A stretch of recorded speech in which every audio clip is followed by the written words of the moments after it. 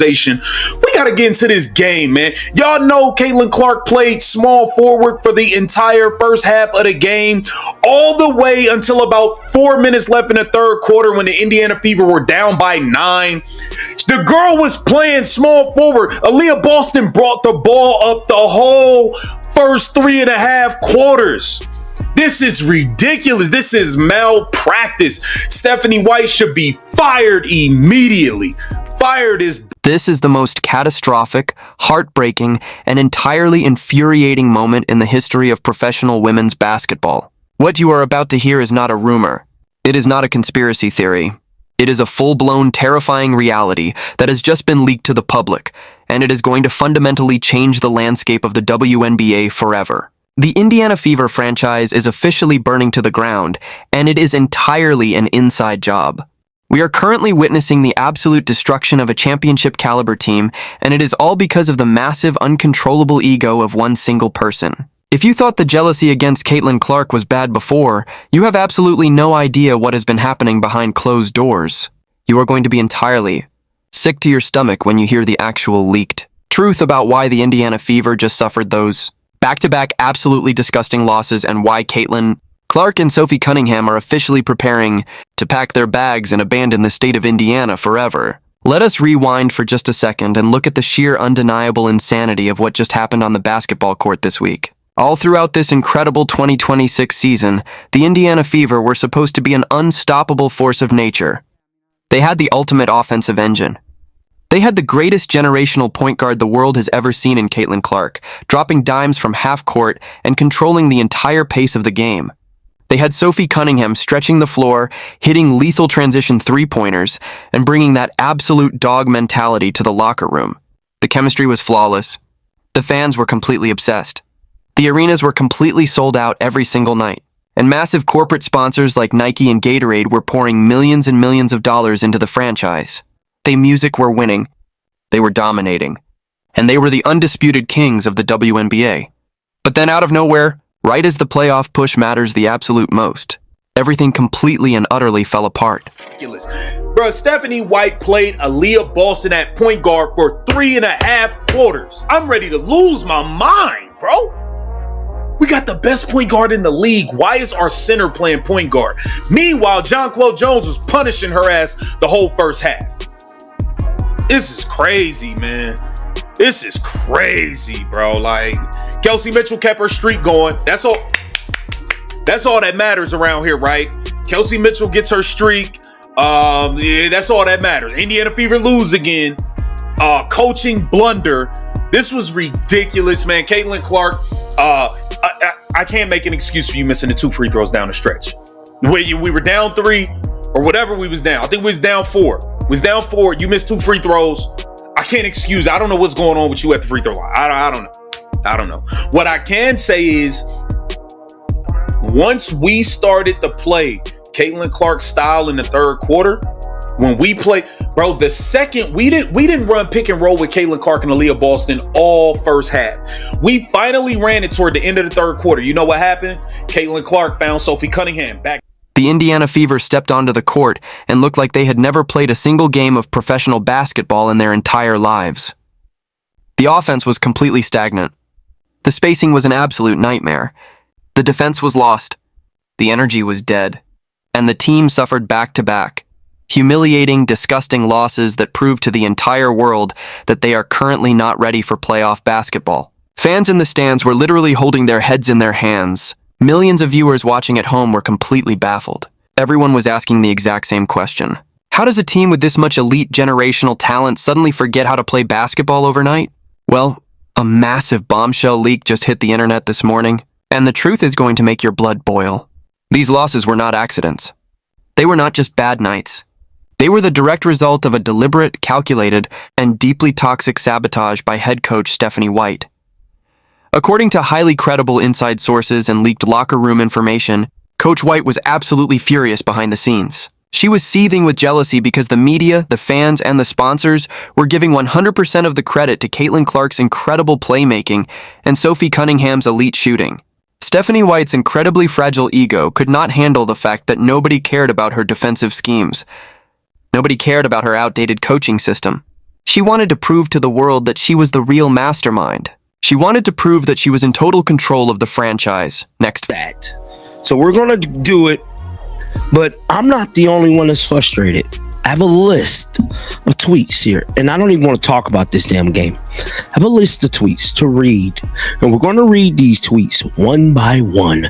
Shout out to Jason. Jason said this rotation pattern is coaching malpractice. Caitlin Clark hits 2 straight buckets, finally gets into rhythm, and you immediately sub her out because apparently the rotation clock is more important than reading the damn game. Every single game, same predetermined substitute. So what did Stephanie White actually do? She executed the single most brain-dead, toxic, and basketball-illiterate coaching decision in the history of the sport. In a move of pure, unadulterated sabotage, Stephanie White completely took the basketball out of the hands of the greatest point guard on the planet. She moved Caitlin Clark to the small forward position. You heard that correctly. She took the ultimate floor general, the player who completely dictates the pace and the flow of the entire game, and she shoved her into the corner as a spot-up shooter. Coach White deliberately downgraded Caitlin Clark, the most powerful economic and offensive engine in the entire league, into the third scoring option on the floor. It's that close. They clinched last night with a loss from another team, and they said, we could take our foot off the gas. They saw themselves climbing in the standings, and over these last 2 games, they said, we could take our foot off the gas. Stephanie White said, okay, we got our playoff berth wrapped up. We're good here. Not sure what it is. A lot of questions still surrounding this team. What's their mental toughness like?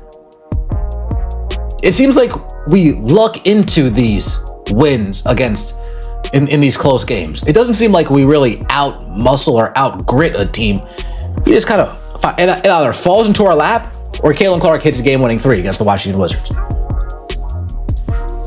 It doesn't really seem like we outplay teams. It seems like our opponents fall apart. And today, the New York Liberty, they almost fell apart themselves. But they held on late, 109-102. Caitlin Clark moves into 4th in franchise history in three-pointers made. 243, passing Brianne January. I know Brianne January is sick. And Kelsey Mitchell, 22 short games for Kelsey Mitchell with 20-plus points, extending her WNBA record. Now let's take a look at the box score. We allow 30 points in multiple quarters. We're not going to win like that. Now I was told... The tactical absurdity of this decision cannot be overstated. Source: it is like taking the greatest quarterback in football history and telling them to play wide receiver just to prove a point. The results on the court were an absolute unmitigated disaster. The offensive spacing was completely destroyed. The transition game died instantly. And because Caitlin was no longer running the point guard position, Sophie Cunningham was completely frozen out of the offense. Without Caitlin's elite passing, Sophie was unable to get any of her signature open looks from beyond the arc. The 2 biggest stars on the team were effectively neutralized by their own head coach.